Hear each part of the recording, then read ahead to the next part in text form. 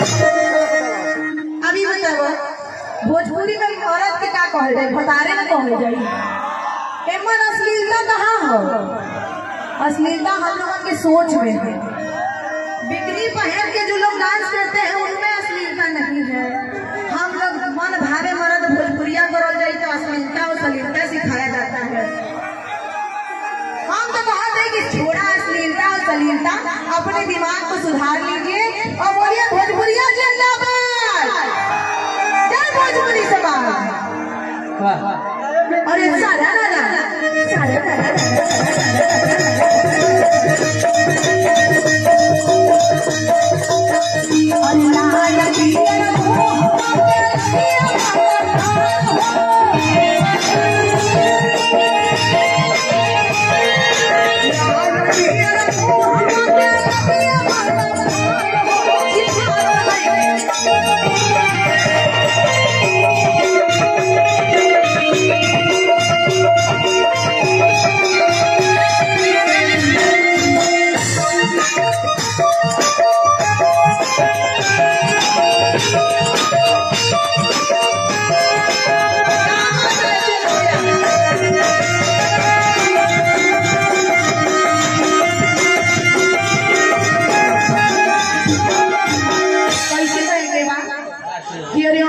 होली में हलवा होली,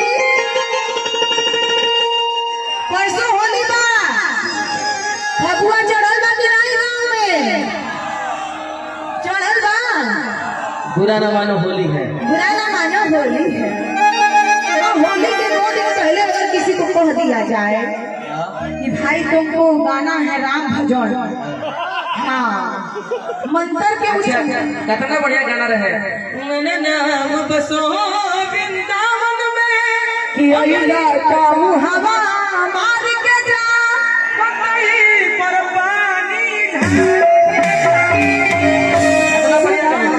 हमरा दुख रोने वाले के भाई बा पता है, काशी की धरती के बारे विंध्याचल महाराज आई रहे हैं, मंत्र मंत्र पढ़ के और जैसे पटैले हैं। हमारा विंध्याचल मंदिर में कार्यक्रम भी हो चुका है, गुरु जी लोगों का। लेकिन मुझे तकलीफ ये हुआ, इतना अच्छा भजन गाया उन्होंने। मैंने अपने शंकर भगवान का भजन लगा रखा था, मैं जाऊंगी तो शंकर भगवान का भजन गाऊंगी। ओकरे बाद कि अरे आजा आजा हैंडसम राजा, खुलल बाटे होई बुलंद दरवाजा, के दरवाजा, अब कमर का झटका मार के दिल पे बिजली गुजर बेकार।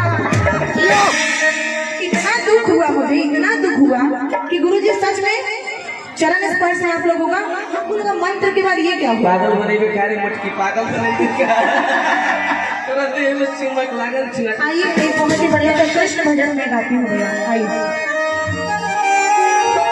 ये मेरा इस साल का रिलीज होली का गीत है, जिसमें मैंने राधा जी मथुरा में अकेली है और कैसे कह रही है। COC म्यूजिक एंटरटेनमेंट के ऑडियो वीडियो सबसे पहले देखने के लिए प्लीज मेरे चैनल को सब्सक्राइब करें और बेल आइकन को जरूर दबाएं।